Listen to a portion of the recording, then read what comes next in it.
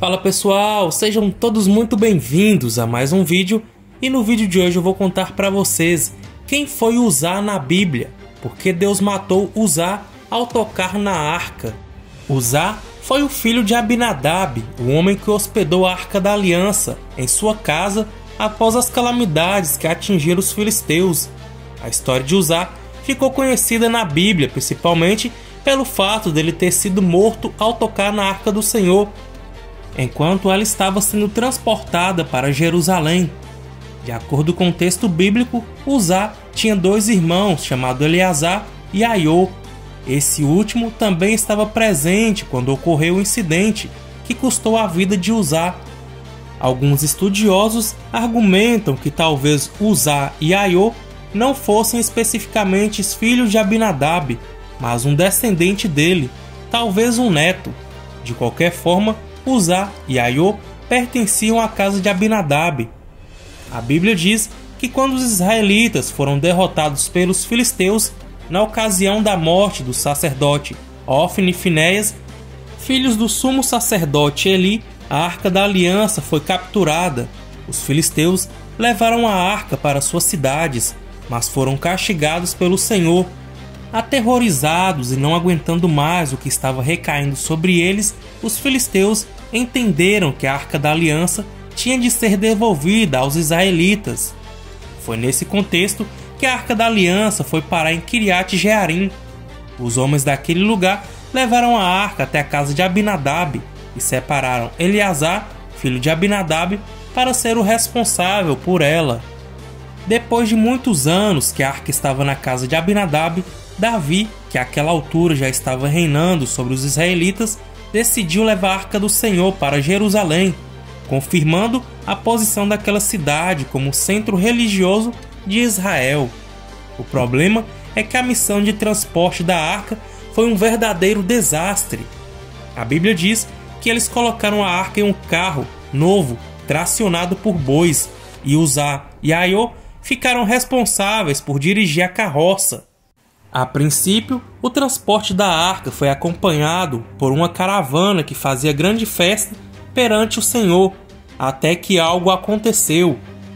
Quando a caravana estava chegando à eira de Nacon, parece que os bois tropeçaram ou fizeram algum movimento que fez com que a arca pendesse. Foi então que, de forma precipitada, Uzá estendeu a mão para segurar a arca, e a ira do Senhor se acendeu sobre ele. Dessa forma, Deus feriu Uzá e ele morreu ali mesmo, ao lado da Arca da Aliança. Por conta disso, aquele lugar ficou conhecido como Perez Uzá, cujo significado faz referência ao irrompimento da ira de Deus contra Uzá. Esse acontecimento deixou o rei Davi muito abalado. Ele teve medo do Senhor e naquele momento até desistiu de continuar o transporte da arca para Jerusalém. Então, a arca foi levada para a casa de um homem chamado Obed-Edom, onde permaneceu por 3 meses. O texto bíblico informa claramente que Uzá morreu porque basicamente o Senhor considerou sua atitude uma irreverência. Depois da arca ter ficado em sua casa durante 3 anos, Uzá foi imprudente e acabou violando o caráter sagrado da arca, que representava a presença de Deus habitando no meio do povo. Acontece que eles estavam transportando a arca de forma completamente inapropriada, à luz das recomendações divinas. Deus havia ordenado que quando a arca fosse transportada, os coatitas, família dos levitas, da qual a linhagem sacerdotal também foi separada, tinha de carregá-la sobre os ombros. Mas naquela ocasião, eles estavam carregando a arca sobre um carro de bois, algo semelhante ao que havia sido feito pelos filisteus quando capturaram a arca. Agora eu te faço uma pergunta: por que será que Deus matou Uzá e não matou os filisteus que tocaram na arca? Nesse ponto, muita gente não entende porque Uzá morreu ao tocar a Arca da Aliança, e o mesmo não aconteceu imediatamente aos filisteus, que antes dele tinha capturado a arca. Na verdade, Deus havia permitido que a arca fosse levada pelos filisteus como juízo contra Israel. Além disso, o propósito de Deus era uma manifestação ainda maior do seu poder entre os povos estrangeiros, pois durante o tempo que a arca ficou com os filisteus, eles foram castigados com grandes calamidades, e sua principal divindade, o deus Dagon, foi humilhado ao ter sua imagem despedaçada diante da arca do Senhor.